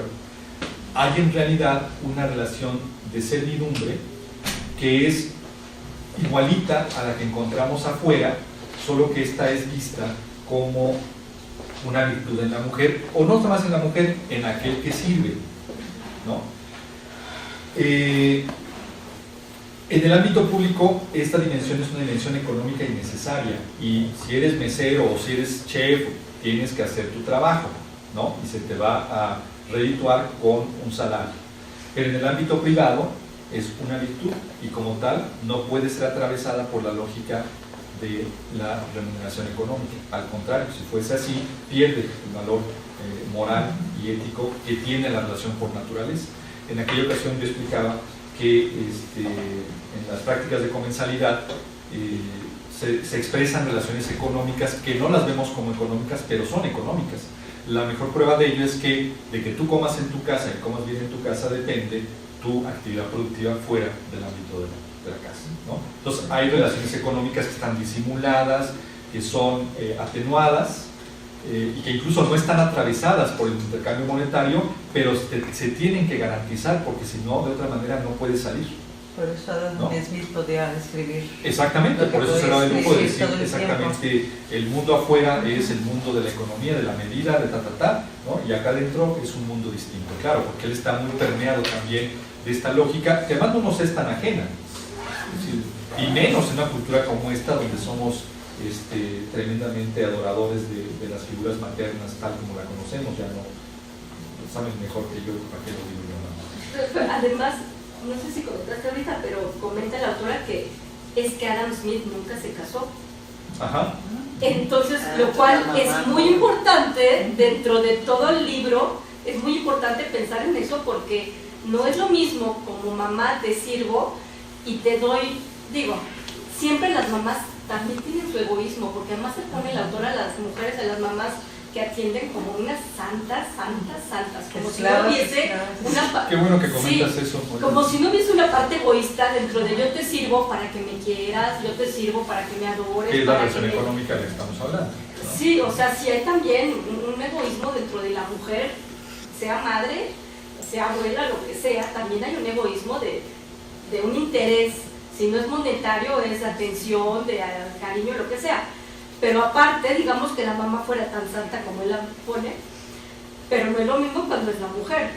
Pues ahí te sirvo, pero tú también me sirves a mí, ¿no? Entonces, como que no es lo mismo cuando la madre santa te sirve a cuando la esposa es la que sirve, que es un papel más de igual. Hay dos cosas. Una, sobre este asunto,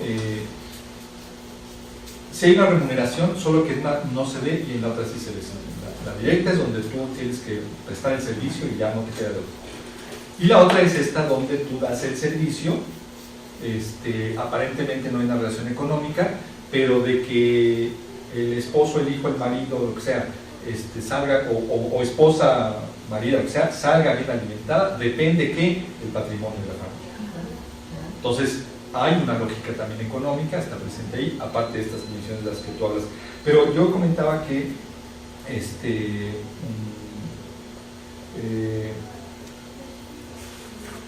me fue la vida. Bueno, entonces hay una valorización que se asume que por ser económica es la válida, es la que es útil, la que es redituable. Entonces, en este mundo conceptual creo que queda preso la exposición de Catherine, asumiendo que la única manera en la que la mujer puede ser valorizada es entrando en la misma dinámica. Bueno, nunca ella dice en la misma dinámica, para mí yo lo conocí, pero entrando en la dinámica de la vida productiva de la sociedad. Y ahí sí ya hablo yo, pero es que la vida productiva en la sociedad es esa vida productiva donde el hombre y cualquier sujeto de cualquier género queda subordinado a la estructura del capital, ¿no? Pues bueno, valiente salida. Pero ya me acordé que iba a comentar, perdón que me regrese sobre el esto, está platicando que este hombre era soltero. Sí, era soltero, pero además Adam Smith no era país ahí. No, este parte sí, vivía con su mamá, vivía con su tía, pero la otra cosa muy importante es que su padre es muy amable. no lo dice la autora, pero pues muy seguramente el cuate tenía mecenas, el cuate tenía gente que lo apoyaba, no era el vulgo, sino que era un burgués, por eso es que logra tener la posición que tiene, entonces servidumbre había. Y entonces pues eso es más que obvio, o sea, es más, me queda muy claro, seguramente la mamá no era la que iba y se trataba a cocinar todos los días y le iba y le servía, ella comía con él con la servidumbre, ¿no? Entonces, sí, o sea, hay clases, pues, lamentablemente no pertenecemos a esa, pero seguro al cual, pues sí, ni siquiera era una preocupación, era un supuesto, ¿no? La comida está hecha ya ahí, pues si viene con el amor de mi mamá, pues está bien, y si no tan bien, de todos modos hay quien la vaya a preparar, ¿no? Y ese es el gran equívoco también del que creo que parte la autora, ¿no? Asumir que la relación de su mamá con él era necesariamente una relación romántica, desinteresada. Pues seguramente lo era, como para cualquiera de nosotros, pero el cuate no tenía que pasar por el drama, ¿no? Bueno, creo que sí describe que se dio al drama cuando muere la tía, de la cual depende también mucho emocionalmente, pero bueno, pues eso hace que a cualquiera le pasa, ¿no? Siguiendo sobre esta lógica de la masculinización, que además ya para no aburrirlos ya, me voy como más rapidito, obviamente hay que partir de qué entendemos por este asunto del valor, cómo entendemos el tema del valor. Y en la crítica de la economía política, Marx hace una formulación justamente para desarrollar todo el tema de la dinámica de la sociedad capitalista, desarrolla la teoría del valor, que es el punto de partida. Y la teoría del valor es obviamente el valor en la sociedad capitalista. Dice, empieza hablando, no casualmente, capítulo 1, libro 1, así se los recito como si fuera el credo, porque me lo aprendí muy bien, porque me gustaron muchos textos. Capítulo 1, libro 1, el capital, la mercancía. Comienza hablando Marx del tema de la mercancía. Y no es casual, porque dice, la mercancía es este objeto que tiene una representación, una característica histórica muy particular. Es cualquier objeto que resuelve una necesidad de cualquier tipo que ésta sea, pero para que sea funcional a la lógica y la estructura del capital necesita ser circulable en el mercado, por eso se llama mercancía. Entonces, y la mercancía, digamos, es portadora de dos instrumentos fundamentales para la existencia de la sociedad capitalista, que es el valor de uso, es decir, el objeto en cuanto tal que resuelve una necesidad concreta, que es una característica más transhistórica de los valores de uso, o sea, todos los objetos que han sido utilizados por los hombres tienen esta característica fundamental, resuelven necesidades concretas. Y el otro instrumento, que es el valor de cambio, ¿no? Que es el referente abstracto que universaliza la posibilidad del intercambio, es decir, los objetos que resuelven necesidades necesitan ser portadores de una cosa que se llama valor, que es una relación abstracta que me hace poderlo intercambiar por muchas otras cosas. Como mercancía, la mercancía por excelencia, por eso es el dinero. La monetarización es la forma en extremo abstracta del mundo de las mercancías. Con el dinero se obtienen todo tipo de mercancías. Con el vaso que tiene aquí nuestra compañera, solamente puede intercambiarlo por algunas cosas que consideremos pueda cambiarlas, y eso sí queremos. Pero no vamos a quererla cambiar por mi libro, yo solo voy a querer cambiar por dinero, ¿no? Porque el dinero, además, a su vez, es la representación simbólica del valor. El valor ni siquiera es el dinero, la ganancia ni siquiera es el dinero. Si es esta parte que se extrae de la mercancía en tanto valor de uso y valor de cambio, que pasa a formar parte de lo que se conoce como el capital, ¿no? Que es una estructura que también, capital no es dinero, capital es una relación económica entre cosas, objetos, personas que se interactúan en un momento determinado para dar como resultado la mercancía en tanto valor de uso y valor de cambio, ¿no? Entonces, en conclusión, solo los objetos son valiosos en la sociedad capitalista en la medida en que son mercantilizables. Y este es el gran error, según mi punto de vista, de la discusión del autor. Asumir que la mujer, cuando entra a ese abigarrado mundo de las mercancías como mercancías, se libera. Sí, claro, se libera su capacidad de valorizarse en tanto productora de ganancia, pero no se libera en términos de su subjetividad, interioridad y todas estas relaciones que incluso los hombres las vivimos suprimidas, ¿no? Esta crisis de la que ella habla al final, de la que tanto critica la condición masculina de la relación social en el mundo moderno, al final de cuentas aparece sin decirlo como una alternativa de liberación. Mi pregunta es, pues, ¿qué no ha sido suficiente prueba que los hombres no nos hemos podido liberar, los masculinos no nos hemos podido liberar de esto y cada vez estamos más subsumidos en la crisis, como para que le agreguemos a las mujeres para que se suman exactamente igual? A la misma lógica. En la misma lógica. Sin embargo, la trampa conceptual de la sociedad es que al volverse productora de valor es importante revalorizar. El valor moral aparece entonces como sustituto, el valor económico aparece como sustituto de la valoración moral y ética de las personas. Y si no como sustituto, como sucedáneo, ¿no? O como el perfecto equivalente, lo cual no es. ¿No? Solo es valiosa la actividad de una persona en la medida que genera o contribuye de alguna manera a la ganancia generada en el mundo general de las mercancías. Se vuelve valioso, ¿no? Crece su tasa de ganancia. Entonces es alguien al que hay que hacerle un monumento, crearle una calle, ¿no? Escribir un libro sobre él. ¿Quién más? Adam Smith es un tipo que ha generado más ganancias para él y para el mundo, ¿no? Con la conceptualización de este mundo. Entonces, en realidad, se vuelve una suerte de integración como mercancía fuerza de trabajo en la mujer en tanto generador de ganancia, y la idea del valor ético, del valor moral, queda completamente subordinada a la idea del valor mercantil, ¿no? Como generadora del flujo de ganancia. Lo cual es bueno, claro, sí digo, sí estaba grueso, ¿no? Porque ya, como les dije hace un momento, ya los hombres dimos lo que tenemos que dar, ya no damos más, y había que generar más riqueza en este mundo, pues que le entren aquí. Soy el feo, soy el frío, pero así es. Desde mi punto de vista, económicamente hablando, esta es la lógica a través de la cual aparece la confusión. Y, de alguna manera, si no es la confusión general de las teorías de género, no me atrevería a decirlo, pero sí es la confusión de esta perspectiva de género que en particular maneja el autor. También está como muy presa de ese mundo de la modernidad del siglo XX y XXI que generó crisis muy profundas económicas que se expresaron mucho en las subjetividades, y de alguna manera pues entiendo que sea una suerte como de gran grito de protesta ante este asunto, pero de todas maneras creo que queda presa dentro de esa misma lógica de supresión en la que el mundo de los hombres, si el mundo estuviera dividido así, entonces estuviéramos también metidos y presos, y además de que no podemos salir de esa. No había descubierto la manera.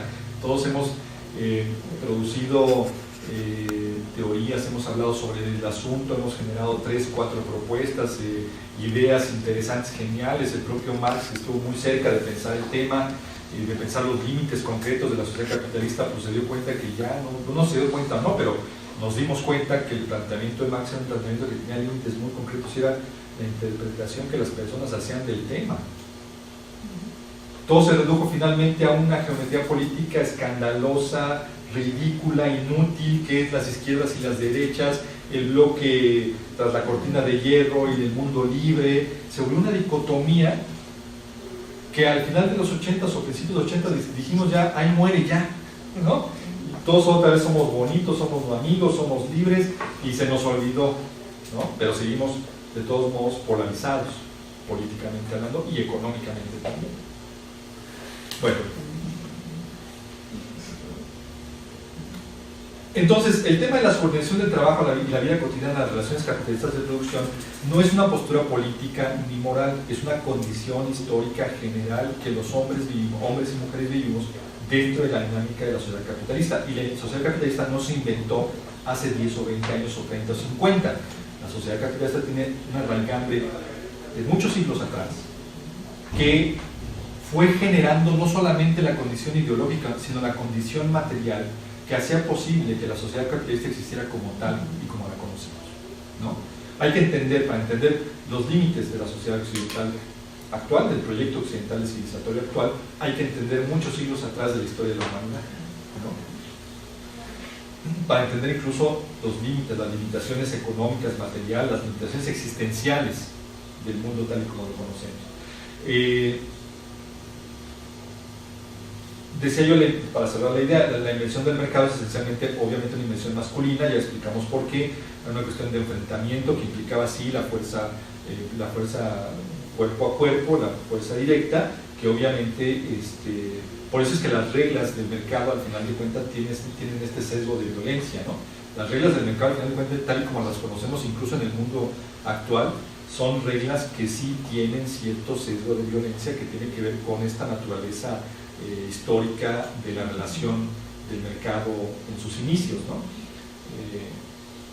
En fin, lo que se juega, decíamos, es finalmente el tema del patrimonio. Mientras el patrimonio siga siendo una norma a cuidar, una norma a proteger, creo que el tema del cuidado de la potestad sobre el tema de la herencia, sobre el tema del patrimonio, va a seguir presentando matices que tienen que ver con aspectos de violencia personal, subjetiva, como sea.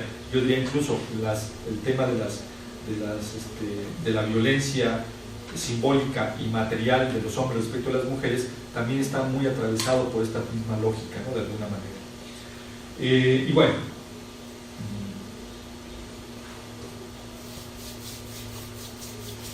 lo que digo al final, digo, todo lo que entra en la lógica del mercado se tiene que adaptar a estas condiciones porque la fórmula ha sido históricamente exitosa. O sea, el hecho de que se reproduzca el tema de la riqueza, el tema de la ganancia, el tema de la acumulación del patrimonio, y siga teniendo esta configuración, es decir, va a seguir siendo garantizable la misma relación, matizada, atenuada, pero esencialmente la misma relación. En conclusión, creo que la autora queda como presa, al final de cuentas, pensando más bien en el mundo en términos de dicotomías, de enfrentamientos, a propósito de una reflexión que es muy interesante, por supuesto como especialista en el tema de la alimentación, pero que sí nos lleva, a querer o no, a reflexiones que tienen que ver con el tema de la historia de la economía, de la historia de la sociedad, aunque no hayamos hablado mucho del tema alimentario, sí lo hablamos implícitamente en todas las problemáticas que estuvimos planteando. Bueno, sería como el conjunto de la exposición. No sé si quisieran que comentáramos algo, hacer alguna pregunta o comentarios, pero les haya sido interesante. No, pues muy interesante. Yo vengo de otra área totalmente diferente, sí, me parece muy bien. Es otra visión de las cosas, ¿no? Bueno, al menos en mi punto de vista. Yo soy ingeniero, yo no tengo nada que ver con la economía, pero sí soy parte de una familia. Claro. Entonces yo sí me doy cuenta de que hay cosas, como decían, de que se intercambian, ¿no? Es decir, el marido, por ejemplo, ahorita tenemos el problema, somos 3 amigas que tenemos doctorado en ingeniería y las 3 estamos económicamente apresadas por el marido, porque nosotros ya no podemos tener un trabajo. Claro.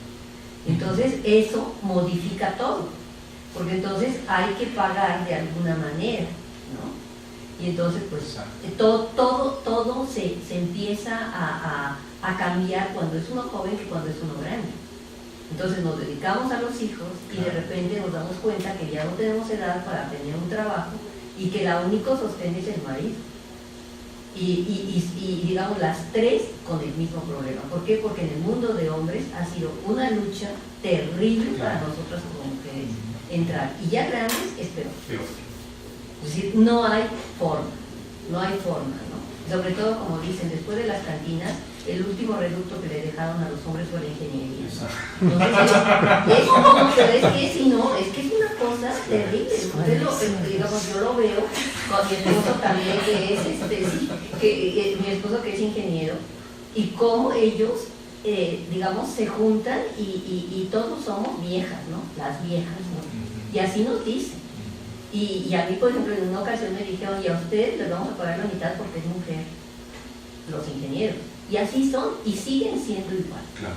Porque están apanicados de la cantidad de mujeres que empezamos desde hace mucho tiempo, a tratar de no de entrar a un mercado laboral, sino simplemente de educarse, ¿no? de ser curiosas por ciertas cosas, y que nos vendieron la idea de que nosotros íbamos a poder trabajar, íbamos a poder tener un gran futuro, no sé qué, y ninguna.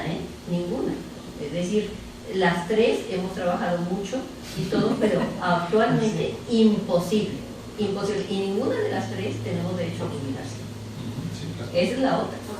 Entonces, ¿por qué? Porque hemos andado trabajando como hemos podido, y con hijos y todo, entonces la vida. Pero actualmente los hombres están panicados por el empuje de las mujeres. Y lo malo es que las mujeres están reproduciendo el mismo patrón, con los mismos problemas, y además ahora hasta solas, ¿no? Con las mismas actitudes. Con las mismas actitudes que son bastante feas, bastante chocantes en ese sentido. Porque creen que así van a llegar, pero pues como llegar a qué, porque como usted dice, los hombres también han sido presa del mismo vorágine, exactamente, y que yo lo que me doy cuenta es que en la historia pues nadie ha entendido nada, ¿no? Pues sí, porque al final de cuentas es eso, ¿no? Es decir, unos no entendieron una cosa, los otros no entendieron, y además una cosa que a mí me parece muy importante es que todo cambia y la gente se quiere seguir en lo mismo, y hasta que no truena el asunto, entonces, pero no tienen ¿cómo se diría? Pues un esquema B, ¿no? Sino que vamos por pues porque no hay de otra, ¿verdad? Y porque es el efectivo. Sí, o no es tan efectivo, pero no podemos pensar en otro esquema, ¿no? Es decir, y eso es así. Nosotros como mujeres, bueno, mis otras dos amigas y yo, una está en Singapur, la otra en Japón y yo aquí, pues sí hemos logrado, ¿no? Hemos logrado otros esquemas, pero es muy difícil porque lo hemos pensado. Pero así como que veamos que en la sociedad las cosas van cambiando, pues no, y empieza a tronar una cosa y luego otra, y luego ya todo es así como que ya no se sabe ni para dónde vamos, ¿no? Y luego de repente llega Trump, pues peor. Sí. Y aquí ya quién sabe. Y esto que comentas de que de pronto entran en los mismos esquemas de comportamiento, yo creo que es una prueba empírica muy clara de que no es un problema de los géneros, ¿no? Sino es un problema de cómo funciona estructuralmente la lógica de la vida fuera y dentro. Entonces, aunque no quieras entras, ¿no? Es un poco como cuando Fox llegó al poder, ¿no? No sé si ustedes votaron por Fox, yo no voté por nadie, pero los que votaron por Fox, y él mismo creía que las cosas iban a cambiar. Yo no tengo por qué dudar que no iba con la buena fe del mundo, pero digo, si no conoces de historia política en México, tú sabes que el poder no se puede modificar porque la estructura está tan construida, el PRI hizo una cosa tan muy bien armada, que el que entre ahí le entra a la misma. Claro. Exactamente. Entonces no le quedó otra más que pasarse su sexenio diciéndole peradas, ocurrencias, chistes, luego eran buenos, pero tirando la toalla, y ya pues, decidió y muere, ¿no? Pero que es un poco el tema de que no está en las voluntades de las personas y los individuos concretos modificar las estructuras, y de pronto en la vorágine que ha probado históricamente ser la efectiva en términos que es la que genera y reproduce el esquema de reproducción económica que tenemos, entonces nos vamos por eso. Y seas hombre, seas mujer, seas quimera, seas niño, porque si los niños gobernaran al mundo como decía Chabelo, estuviéramos exactamente igual, porque el mundo no depende de la voluntad de las personas que lo gobiernan, sino de cómo está construida la estructura general de poder, económica, industrial, social, que hace y mental, exactamente, ¿no? Que hace que las cosas no se puedan necesariamente modificar como quisiéramos, lo que sea que queramos, y con la profundidad y la calidad que deseamos, ¿no? En todo caso. Rapidísimo. Sí, claro. 2 o 3 comentarios. Van 2 sesiones que yo tomo contigo y me imagino a tus alumnos así como a ser muy padre como llevarlos de la mano, vivir a alguien que te lleve de la mano para entender la lógica capitalista. En la otra sesión no me acuerdo de qué era, y Marx otra vez, ¿no? O sea, porque se ve que tu discurso está como muy armado y me gusta mucho. Esta sesión me encantó, porque el asunto de poner lo simbólico en la discusión, en una discusión tan materialista, ¿no? De, a ver, la economía, no hay nada más terrenal que la economía, pero poner el asunto de lo simbólico, y tú dijiste algo que no entendí muy bien si lo dijo Marx, pero yo te lo voy a acreditar a ti, ¿no? El límite está en la interpretación que hacemos las personas de esto, de lo que estamos viviendo, y la interpretación está puesta en lo simbólico. Entonces, ¿cómo nos han educado? ¿Con qué ideas nos han...? O sea, hay una idea de mujer, hay una idea de familia, hay una idea jodida, les podría poner yo una idea jodida de mujer, una idea jodida de economía, entonces pues con eso se nos metió a hombres y mujeres, y esa es la forma en que nos relacionamos. Pero el papel subjetivo, ¿no? O el elemento subjetivo, ¿cómo no comprárselo? Y creo que una sesión como la de ahora, que soy súper agradecida, eso es no comprarnos el asunto, y la invitación a releer a Marx. Claro. Sí. Se acabó la discusión, estamos leyendo muchas cosas, ella es una mujer muy joven, sí. No sé si vi bien, pero hablabas de que nació en los 80s, dices tú, está interesantísimo que la mujer se preocupe por esto, porque es una mujer muy joven, hablando de unos temas súper espinosos, pero pues está padre, porque pues con esos lentes que ella tiene en este momento, puede leer eso, y cuando lo pone en blanco y negro nos regala una lógica y podemos ver los hoyos teóricos del asunto. Entonces me encanta, porque también la otra vez me fui con la impresión de que tú eras muy crítico, entonces, sí, pero, no, pero esto, ¿no? Y esos peros, dices tú, me voy como, ¿no? Girando así como me han durado muchos meses. Entonces, algo que también me regalaste ahora fue, yo no lo había visto y me avergüenzo, de la relación violenta de los mercados. Claro. No inventes, o sea, después de los 50 uno piensa, ¿no? La violencia no la había visto, hasta que ahorita lo veo. No, claro, o sea, no es un macho alfa, no es que el macho venga a hacer una transacción. Y por fortuna he tenido que hacer varias cosas y siempre el asunto, y yo no soy feminista ni de... O sea, sí, no soy feminista radical, ¿no? Pero... ¿no? Y cuando empiezan las negociaciones es una incomodidad que... Yo digo, a ver, no, pero es este animal, ¿quién lo educó, no? O sea, pero qué falta de respeto, ¿no? Entonces me voy posicionando en la negociación, pero ya con toda la sangre revuelta y todo, cuando le dicen, a ver, cabrón, o sea, esta es mi oferta y es así, y respétame, o sea, te estoy haciendo la misma oferta que fue el fulano, entonces no entendía yo mi estado alterado y mi malestar hasta ahorita. ¿No? Es esa violencia, pero esa violencia en el hogar, ¿no? Claro, es así cuando le dices al marido, pues es que no me cuadra, o sea, ¿no? Y no me cuadra. Entonces, y los hijos crecen los hijos viendo como, no, ¿sabes qué? Tenemos que hablar de, a ver, mi dinero en qué se utiliza. No es que, claro. No es para la comida que se convierte, ¿no? En lo que se convierte la comida, y dices, no, pues está medio gacho como que mi ingreso sea solamente para la alimentación y esto va a ir al excusado. No, a ver, yo tenía unas crisis, ya no tengo marido, pero es así como con mi marido pobrecito, porque yo decía, no, mi ingreso es para lo fundamental de acuerdo a mis parámetros. Pero ahorita me has hecho entender, no, es ¿por qué me hacía tanta bronca? Yo le pobre hombre, porque yo le decía, no, se hace mierda mi salario, mierda, literal. Entonces, no me cuadraba algo, ¿no? Y ahorita, porque es una relación violenta, es una, ¿no? Terminas aclarando cosas como, ¿qué importancia tienes si tu ingresos se hacen mierda?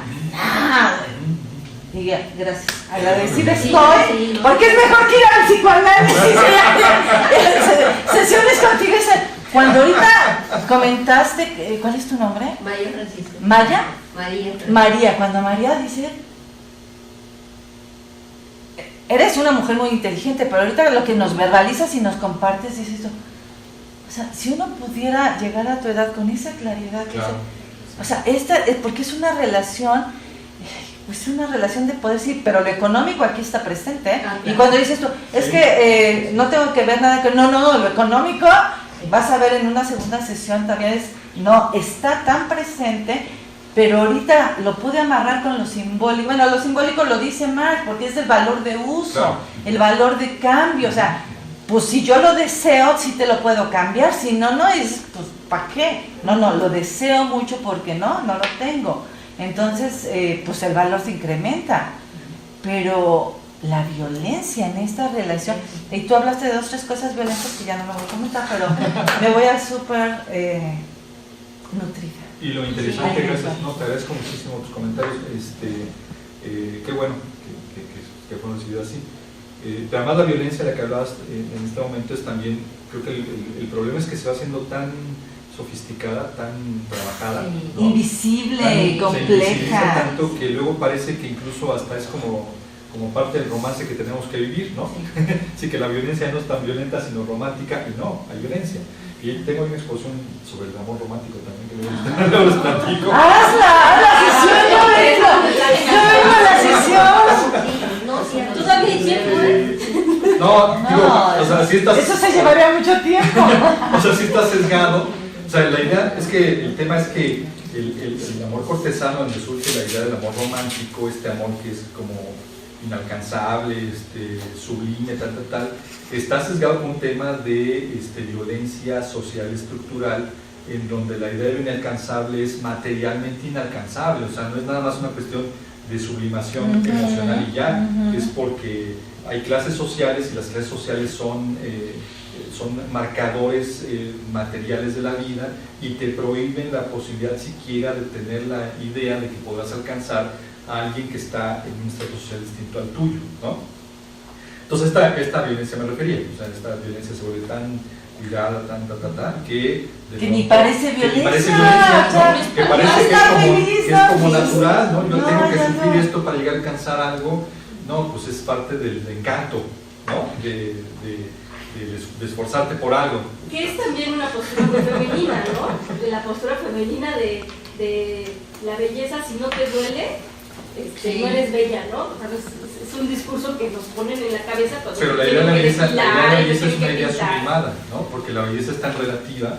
Claro. Entonces tú estás tratando de alcanzar un ideal de belleza que es solo idea, materialmente inalcanzable, entonces pero se la vuelve belleza es violencia, claro. y entonces el amor termina en violencia. Sí, exactamente, es eso. Además es una idea de belleza que nos han metido. Y la mamá te pone la idea porque el día que te tienes que pintar, depilar o hacer algo para un festival, para ser bonita tienes que sufrir. Sí. O eso de que es que le gustas al niño porque te jalan las trenzas, sí, ¿no?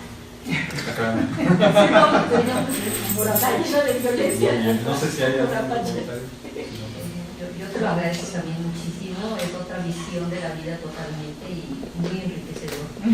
Pues ojalá tengan la oportunidad de leer el texto. ¿Se podemos pasar el correo para...? Sí, como no. Ahí se los pueden anotar para que les pasemos el drive para que ustedes se lo bajen. Si tienen otra cosa de lo del amor, eso me encantaría. Adriana.roblesvalle. Roblesvalle, muy ecológico. Un gusto, muchas gracias. Lo habíamos dejado desde la sesión pasada, lo hemos subido desde la sesión pasada el texto. Entonces ahí pueden ustedes... Es que yo no lo tengo, pero le doy mi correo. No, perdón, me equivoqué, no es Drive, es Dropbox. ¿Los dos? Ah, ok. Entonces, yo tengo el de Dropbox, entonces paso el enlace de Dropbox. Fabuloso. Ok. Sí. Muchísimas gracias. Gracias a todos. Mañana hay una exposición extraordinaria, se me olvidó el tema, es sobre la alimentación prehispánica. A las 10, ¿verdad? Sí. ¿Pero no va a ser aquí también? Me imagino que si no es allá, va a ser aquí. Okay. Normalmente es allá en el sur de Montes. Okay. Muchas gracias. Ojalá y puedan gracias a ustedes. Buen día a todos. Buen día. Gracias, Rafa.